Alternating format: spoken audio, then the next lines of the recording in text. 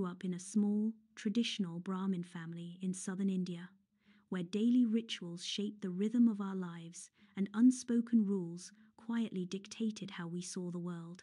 Our home was filled with rituals, temple visits, and customs that we followed every single day, even the small ones. We were Brahmins, and though we didn't openly talk much about caste, I could feel how it quietly influenced who we talked to, who we invited home, and what kind of futures we were expected to pursue. From a very young age, I was told things about Muslims that made them seem like strangers or even dangerous. I didn't hate them, I simply didn't know any personally. I believed what I heard from relatives, neighbors, teachers, and even TV shows. To me, Islam was something foreign, something far away. My school days were filled with books, prayers, and the sound of my mother's voice calling me for breakfast. I was a good student, quiet but curious.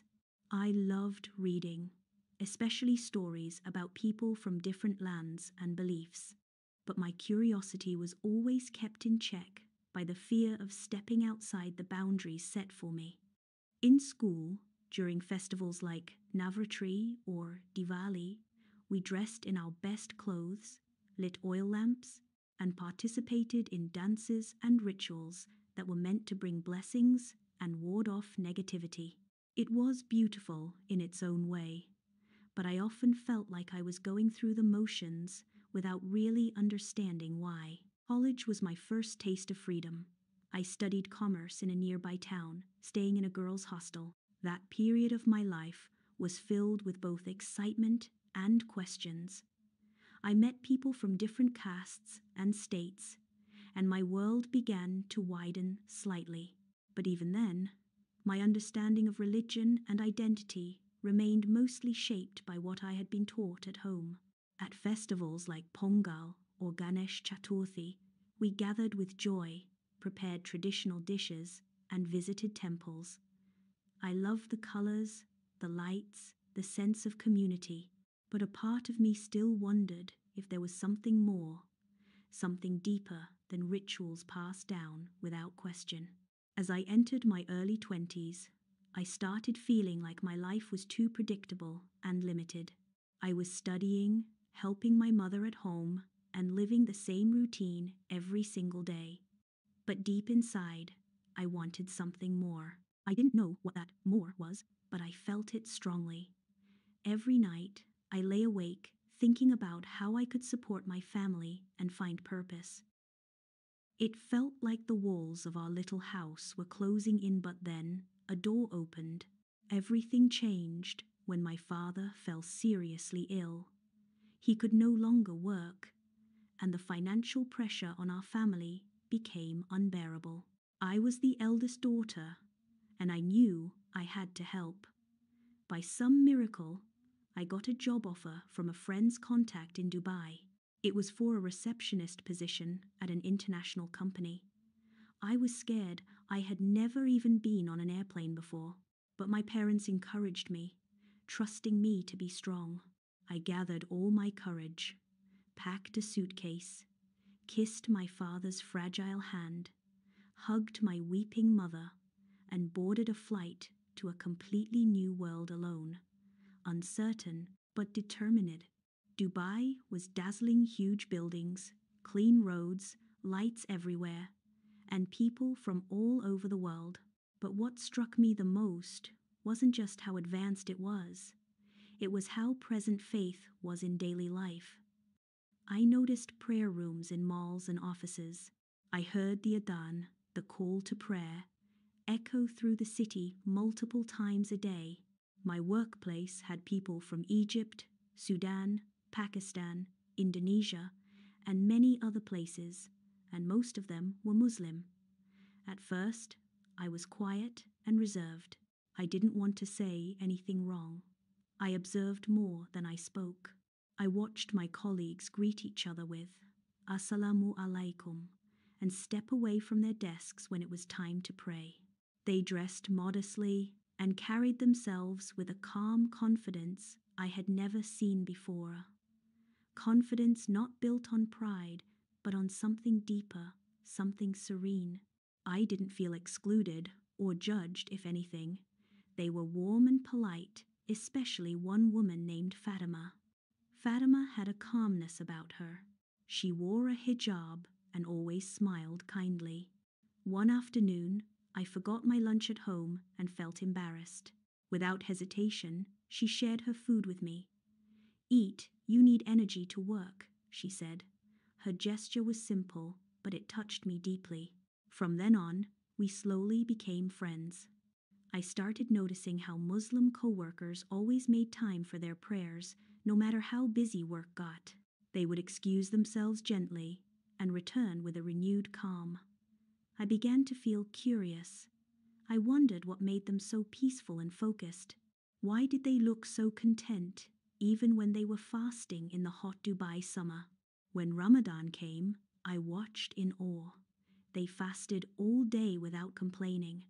They continued working and smiling.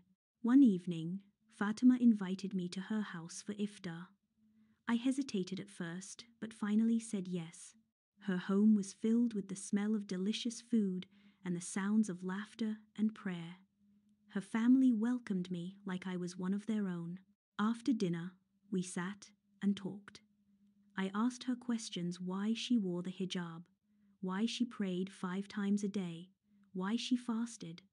Her answers were thoughtful and gentle. She wasn't trying to convince me. She was simply sharing. She told me about Islam's focus on intention, on connection with the Creator, on kindness and humility. A few days later, she handed me an English translation of the Quran. I thanked her politely and placed it in my drawer.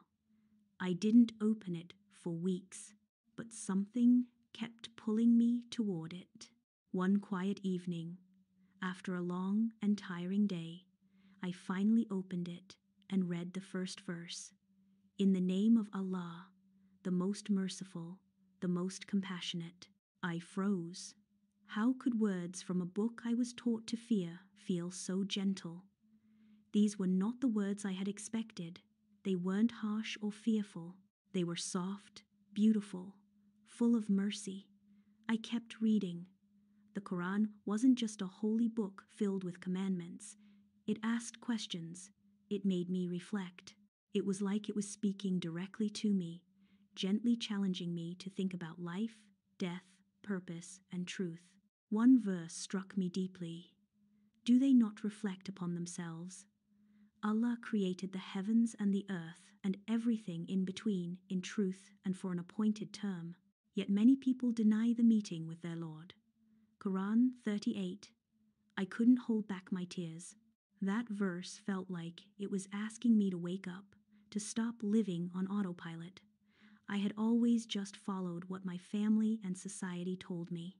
But here was a book encouraging me to think for myself, to search, to feel. That night, I tried to pray like Muslims do. I had seen the movements many times. I didn't know the Arabic words, but I bowed down and placed my forehead on the ground. In that moment, I whispered, "God, if you're real, if you're listening, please guide me. I don't want to follow blindly. I want to follow the truth." I sat there for a long time, feeling something I can't explain. A calmness, a softness, a light in my chest.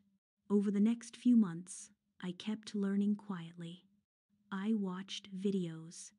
I read more from the Quran. I even fasted during a few days of Ramadan to understand what it felt like.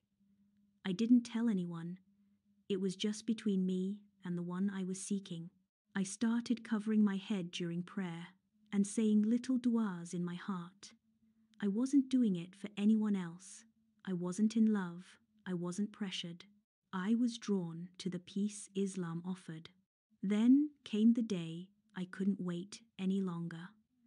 I locked my door, stood in front of the mirror, and stared at my reflection, still me, yet somehow different. My heart was racing. And then, in a trembling voice, I said the Shahada, Ashhadu alla ilaha illallah wa ashhadu anna Muhammadur Rasulullah. I repeated it again, slowly. I bear witness that there is no God but Allah, and Muhammad is his messenger. Tears streamed down my face. I felt like I had come home. Like I had found the missing piece I never knew was missing. I chose the name Maryam, inspired by the mother of Prophet Isa, Jesus, a woman honored in the Quran. Telling my family was hard. I didn't tell them right away. I knew they wouldn't understand.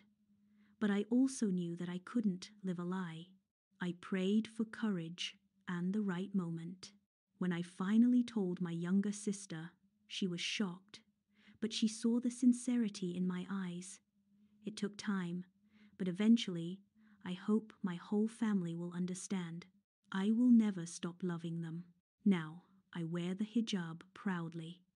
I pray 5 times a day, sometimes struggling with the early morning one, but I never skip it. I fast the whole month of Ramadan, and I try to follow the teachings of the Prophet, peace be upon him, as best as I can. I still have a lot to learn, but I know now that I have direction. Islam brought me peace, purpose, and a deeper connection to my Creator. I'm no longer lost. I know who I am. I know who my Lord is. And every single day, I thank Allah for guiding me to the truth far away from home, in a place I never expected, surrounded by strangers who became the light to my path. To anyone searching, don't ignore your questions. Let your heart ask. Let your mind explore. Truth has a way of finding you when you're honest and sincere. It found me, a Hindu girl from India, in the middle of Dubai, and changed my life forever. The journey isn't over. Every day, I'm still